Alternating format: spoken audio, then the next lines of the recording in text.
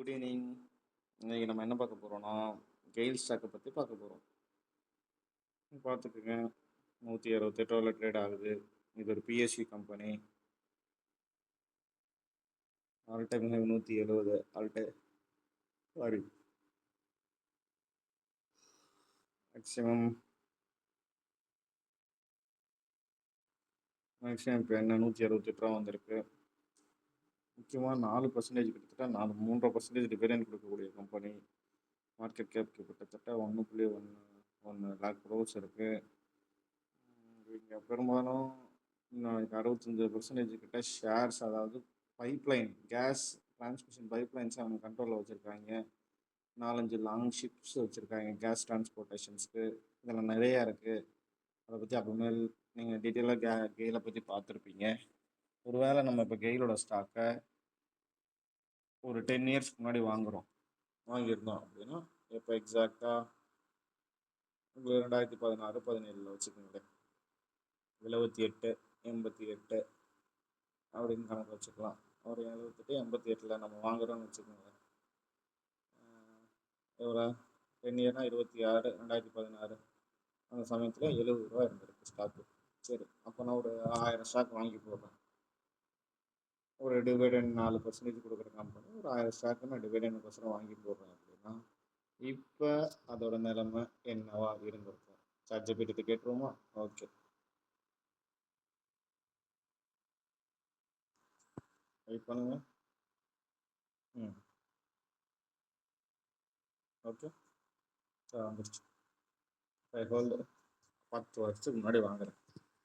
10 வருஷத்தில் என்ன நடக்குதுன்னு பார்த்துக்கோங்க.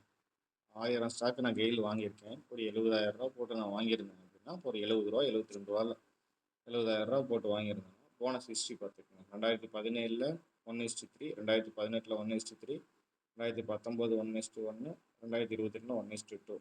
இனிஷியலாக என்கிட்ட 1000 ஸ்டாக்குன்னு இருந்தது. ஆஃப்டர் எல்லா இந்த போனஸ்க்கு அப்புறமும் என்கிட்ட 5300 ஸ்டாக்காக சேஞ்ச் ஆகிருக்கு. நான் இதில் எதுவுமே இன்வெஸ்ட் பண்ணல, எந்த புது பொசிஷன்ஸும் எடுக்கலை.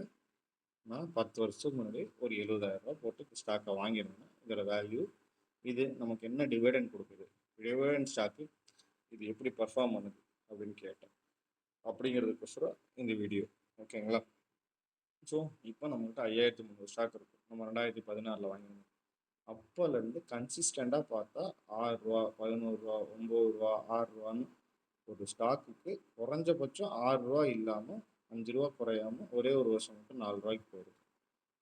இத்தனைக்கும் கோவிட்டில் கூட 6% 6 ரூபா கொடுத்துருக்காங்க. டிவிடெண்ட் கொடுத்துக்கிட்டே வரேன். ஒருவேளை நீங்கள் 10 வருஷத்துக்கு முன்னாடி இது வாங்கியிருந்தீங்கன்னா என்ன நடந்திருக்கும்? அப்போ அங்கிட்ட 1000 ஸ்டாக்காக இருந்தது. வருஷத்துக்கு எனக்கு டிவிடெண்ட் 6000 ரூபா கிடச்சிருக்கும்.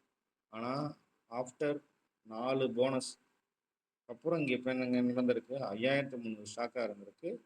26,600 ரூபா வருஷம் டிவிடெண்ட் மட்டுமே வருது. ஆனால் 10 வருஷத்துக்கு முன்னாடி ஒரு 70,000 ரூபா போட்டு இந்த ஸ்டாக்கை வாங்கியிருந்தோம்னா, இப்போ எனக்கு டிவிடெண்ட் மட்டுமே எவ்வளோ வருது? அந்த 70,000த்துக்கு வட்டி கணக்குன்னு வச்சுக்கல, இது வெறும் 26,600 ரூபா கிட்டத்தட்ட வருதுன்னு வச்சுக்கோங்க.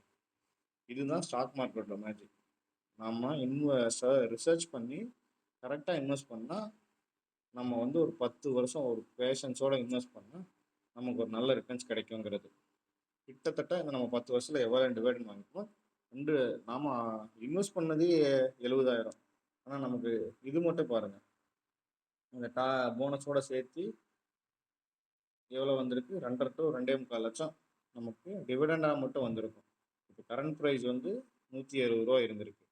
இப்போ அந்த 5000 ஸ்டாக்காக மாறினதில் எவ்வளோ ஒர்த்து இருக்குன்னா 8 லட்சம். கிட்டத்தட்ட நம்ம 10 வருஷத்தில் வெறும் 70,000 இன்வெஸ்ட் பண்ணி 10 லட்சம் எடுத்திருக்கோம். இது உண்மை, சரிங்களா? இது எப்படி டேட்டாவோட சொல்கிறேன், இதில் எந்த பொய்யுமே இல்லை, எந்த இதுவுமே இல்லை. சாட்ஜிபிட்டியில் பார்த்துக்குங்க. ஸோ ஒரு ஃபண்டமெண்டல் ஸ்ட்ராங்காக இருக்கிற ஒரு கம்பெனியை பற்றியான ஒரு சின்ன ரிசர்ச் இது. ஸோ சின்ன சின்ன விஷயங்களை ரிசர்ச் பண்ணுங்கள். உங்களுக்கும் இந்த மாதிரி விஷயங்கள் நிறைய கிடைக்கும். இந்த மாதிரி ஐடியாஸை நானும் ஷேர் பண்ணுறேன் இன்வெஸ்ட்மெண்ட்டை பற்றி. தேங்க்யூ.